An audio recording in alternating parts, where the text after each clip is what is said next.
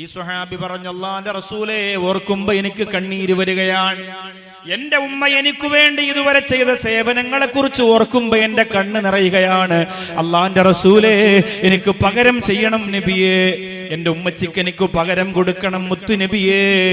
ഞാൻ എന്താണ് തിരിച്ചു കൊടുക്കേണ്ടതെന്ന് ചോദിച്ചപ്പോ അല്ലാഹുവിന്റെ റസൂൽ നബി മുഹമ്മദ് മുസ്തഫ സ്വല്ലല്ലാഹു അലൈഹി വസല്ലമ തങ്ങൾ പറയാണ്, ഒരിക്കലും നിനക്ക് പകരം കൊടുക്കാൻ കഴിയില്ല.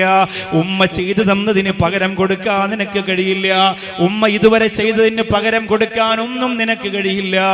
ആ ഉമ്മയെ സ്നേഹിക്കുക, ആ ഉമ്മാക്ക് വേണ്ടി ദുആ ചെയ്യുക, ആ ഉമ്മയെ തൃപ്തിപ്പെടുത്തുക എന്നതല്ലാതെ നിങ്ങൾ തന്നെ ഗർഭം ധരിച്ചതിന് പകരമാണ്, നിങ്ങൾ തന്നെ പ്രസവിച്ചതിന് പകരമാണ്, നിങ്ങൾ ഇതിനക്ക് പാലൂട്ടിയതിന് പകരമാണ് എന്ന് പറഞ്ഞുകൊണ്ട് തിരിച്ചു കൊടുക്കാ ലോകത്തൊരു മക്കൾക്കും കഴിയില്ലെന്ന് അല്ലാഹുവിന്റെ റസൂൽ നബി മുഹമ്മദ് മുസ്തഫ സ്വല്ലല്ലാഹു അലൈഹി വസല്ലമ തങ്ങൾ പറയാണ്, എന്റെ പ്രിയപ്പെട്ട മക്കളെ, നമ്മൾ ഗൾഫിൽ നിന്നുകൊണ്ട് മാസാമാസം പൈസ അയച്ചതുകൊണ്ട് കടമ തീരൂല്ല. ഗൾഫിൽ നിന്ന് വരുമ്പോ ഉമ്മാക്ക് ഗൾഫിൽ നിന്ന് പെർഫ്യൂം കൊണ്ട് കൊടുത്തത് കൊണ്ട് കടമ തീരൂല്ല. ലോകത്ത് നിങ്ങൾ എന്തൊക്കെ ഉമ്മച്ചിക്ക് വേണ്ടി അവകാശത്തോടുകൂടി നേടിയെടുത്തു കൊടുത്താൽ ആ ഉമ്മയോടുള്ള കടമ തീരൂല്ല, ആ ഉമ്മയോടുള്ള ബാധ്യത അവസാനിക്കൂല്ല. ഇത് പഠിപ്പിച്ചത് അല്ലാഹുവിന്റെ റസൂലാണെങ്കിൽ ലാ തുഖ്ബലു സ്വലാത്തു സാഖിത്തി അലൈഹിൽ അബവായി വയറല്ലാലിമീന ലഹും. അല്ലാഹുവിന്റെ റസൂൽ പറഞ്ഞ മറ്റൊരു ഹദീസ് എന്തെന്നറിയോ? നിങ്ങൾ ഞെട്ടിപ്പോകും പ്രിയപ്പെട്ടവരെ, നിങ്ങൾ അത്ഭുതപ്പെട്ടു പോകും പ്രിയപ്പെട്ടവരെ. ഞാൻ ളുഹർ നിസ്കരിക്കുന്നു എന്ന് പറഞ്ഞുകൊണ്ടൊരു ചെറുപ്പക്കാരൻ വന്ന് ഒളു കൊടുത്ത് ഉളയം മക്കാമുള്ള പള്ളിയിൽ വന്ന് കൈകെട്ടുകയാ.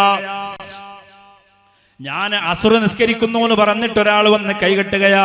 ഇല്ലെങ്കിൽ ലക്ഷക്കണക്കിന് സുന്നത്ത് നിസ്കാരങ്ങൾ ഒരു മനുഷ്യൻ നിർവഹിക്കുകയാണ്. അങ്ങനെ നിർവഹിച്ചു കൊണ്ടിരിക്കുന്ന പ്രിയപ്പെട്ട പൊന്നുമോനോട് ഉമ്മ പിണക്കത്തിലാണെങ്കിൽ അങ്ങനെ നിസ്കരിക്കുന്ന പെണ്ണിനോട് ഉമ്മ പിണക്കത്തിലാണെങ്കിൽ അല്ലാഹുവിന്റെ റസൂല് പറയുന്ന വൈറലാലിമീന ലഹും, ആ മക്കൾ ഉമ്മയെ ഉപദ്രവിക്കണം എന്നില്ല. ഉമ്മയെ അടിച്ചില്ല, ഉമ്മയെ ഇടിച്ചില്ല, ഉമ്മയെ ഉപദ്രവിച്ചില്ല, ഉമ്മയെ ആക്രമിച്ചില്ല, ഒന്നും ചെയ്തില്ല. പക്ഷെ ഉമ്മയുമായി വാക്കുതർക്കമുണ്ടായി, അല്ലെങ്കിൽ ഉമ്മയുമായി പിണങ്ങി, അല്ലെങ്കിൽ ഉമ്മയെ ഒന്ന് സങ്കടപ്പെടുത്തി. അല്ലാഹുവിന്റെ റസൂല് പറയുകയാ, അവന്റെ നമസ്കാരം അല്ലാഹു സ്വീകരിക്കൂല, അവന്റെ നമസ്കാരം പടച്ചോ സ്വീകരിക്കൂല.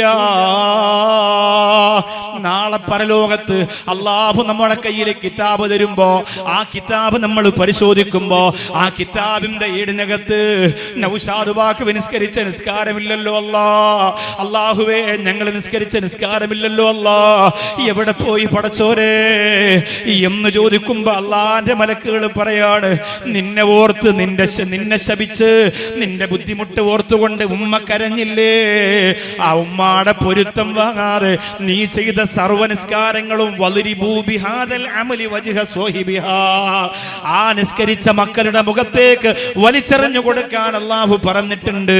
ആ നിസ്കാരം പടച്ചവൻ സ്വീകരിച്ചിട്ടില്ല. റബ്ബേ, ഈ പാവങ്ങളായ ഞങ്ങളെ കാക്കണേ റബ്ബേ, ഞങ്ങൾക്കാകെയുള്ളത് പൊട്ടിപ്പൊളഞ്ഞ നിസ്കാരങ്ങളാണ് റബ്ബേ. മഹാന്മാര് ചെയ്തതുപോലെ ഏറ്റവും വലിയ ആരാധനകളൊന്നും ഞങ്ങളുടെ കയ്യിലില്ല അല്ലാ.